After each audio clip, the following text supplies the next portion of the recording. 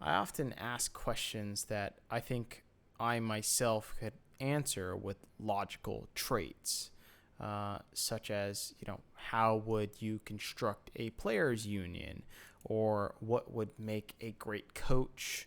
What are the psychological effects of social media in the pro scene? Learning new hobbies or thought patterns to expand your mind. Like all of these things are something that I've thought about quite in depth, and I think I could answer to a very in depth extent. But that's only because I've thought of them to a large degree.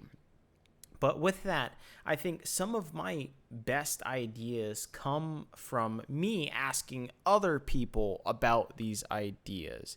Not because I'm trying to copy them, in terms of their answer or whatnot, but because that necessarily jogs my own ideas about maybe what I think about that particular topic, or maybe the things that I don't think about that particular topic in terms of, things that I disagree with, in terms of maybe a player might respond this way and I just completely disagree with them. But I don't let that get into the way of the way in which I ask a question. So I think this is evident in various different content creators responding to segments that Riot creates around, a particular narrative or subject, or even content creators when they use a popular streamer's response or player's response to a particular question, which then sparks a subject within the entire community. And I'm obviously just talking about the English-speaking community, so we're thinking about Europe and North America, of course, because, that's the only space that I know with assured doubt. But on top of that, we even think of talk shows when they rehash the same topics over and over again from different pros or other interviews, etc. Or maybe you even think of in the broader landscape of when we talk about streaming in terms of live stream fails, and how they have reaction clips about talking about other people's, reaction clips on live stream fails, etc. So I think you'll notice a pattern in this entirety of what content creation is, which is that I think you'll notice that a lot of content creators will basically run off of other content creators' content.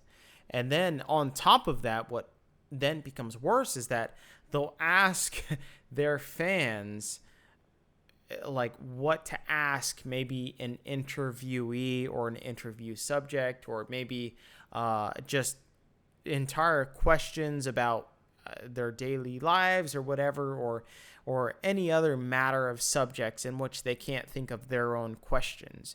And so then as you grow more and more into the sphere of popularity, it becomes less and less in which you need to try and ask these own questions yourself, which then perpetuates the idea that maybe that the job becomes easier and easier.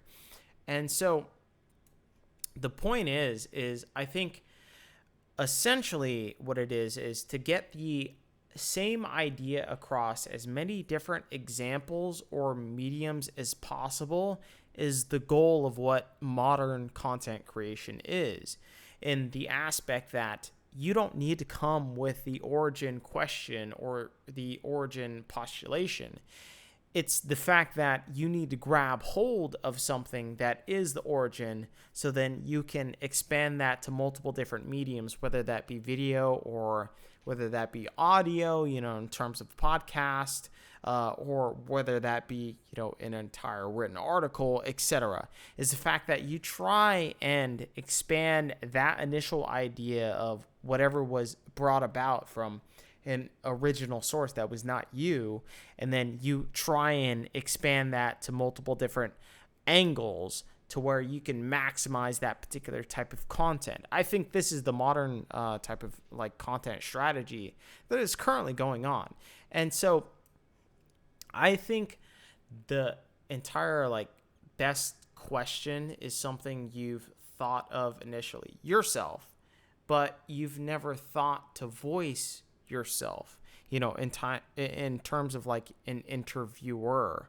And like I like to relate this to League of Legends, in this aspect of like, flex picks, and in terms of like what are flex picks, how important are flex picks, which was an initial question that I had postulated originally when they were starting to emerge, or maybe even Drake Control when I asked Peter Dunn over in Evil Geniuses, in terms of, I think it was at the beginning of 2021, where I asked how important is it, because I had an inclination that it was actually important, which it turns out it actually is important.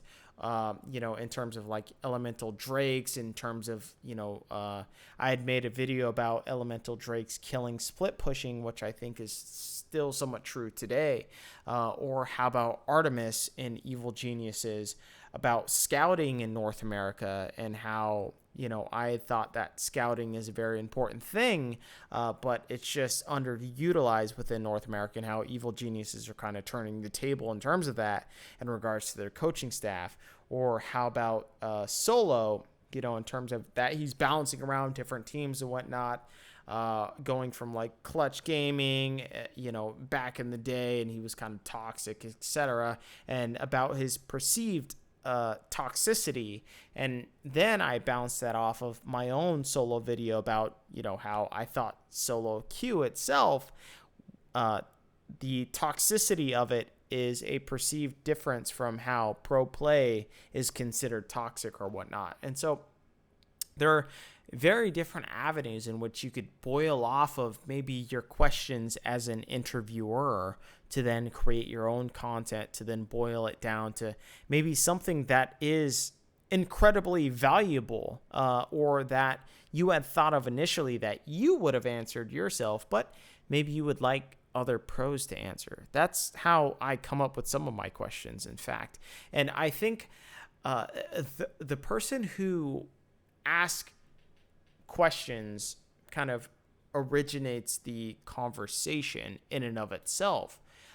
You think of when I had originated conversations about trash talk with Doublelift, or Cloud9 with Blabber and his aggression, within that press conference, or TSM and the talent suppression machine, although I had heard that term from somewhere else.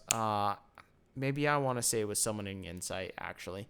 Or ADCs complaining about meta changes when I was talking to Svenskeren, and how he was just like, ADCs always fucking complain, but, jungle, we've seen that throughout all time in every fucking meta, so why are you complaining, you little bitch? So he didn't actually have that last part, but, we could, I'm going to paraphrase for him. But point is that you can often use these interviews, or rather maybe my inclination of what I think other people are thinking about, and then I can use that as an interview prompt, but then I can also backtrack and use that as my own prompt within maybe something that I want to talk about, is in terms of like an opinion piece, or as a video opinion piece. So I think in general, what is happening within the content creation scene is that a lot of people they're running off of other people's different types of content. But my point is that in order to be the ultimate content creation machine, like idealistically, I think you need to be able to come up with the questions initially. And, one of the best ways to do that is, of course, being an interviewer. And although I'm not saying that's limited to that, but I think this is one of the best ways in order to create content. But to have the initial question then starts the conversation. And then once you start the conversation, then maybe you could add to it your third-party perspective or your opinion, etc. But when you start to initiate the conversation, one of the best things that is very helpful is to say that I'm a third party. I essentially have no bias in it, and that I can present this as just a general question, and see what the natural response is from someone else that is within, such and such scene, right? And that, I think, is the generality of maybe what you can get at the basis of what is, I guess in, a unbiased opinion. But then you can come in with your own biased opinion about what you believe to be the case of said subject. So I think this is like the easiest way to regurgitate content in that aspect. And I really do think that there is such a machine that is going on, which is regurgitation of content from content creators such as streamers. I think is probably the most egregious in terms of how they regurgitate content, and they actually don't provide any particular great form of value in the sense that it's just reactionary, it's very off the cuff, etc. Like, although I call my shit Izento's Inclination, it's not like entirely just off the cuff. That's exactly what I'm thinking. I kind of write little bullet points about what I initially think, and then I kind of go from there. So like it is, my initial ideas or thoughts, but at least they aren't so sporadic or so brain scattered to where it just doesn't make sense for the most part.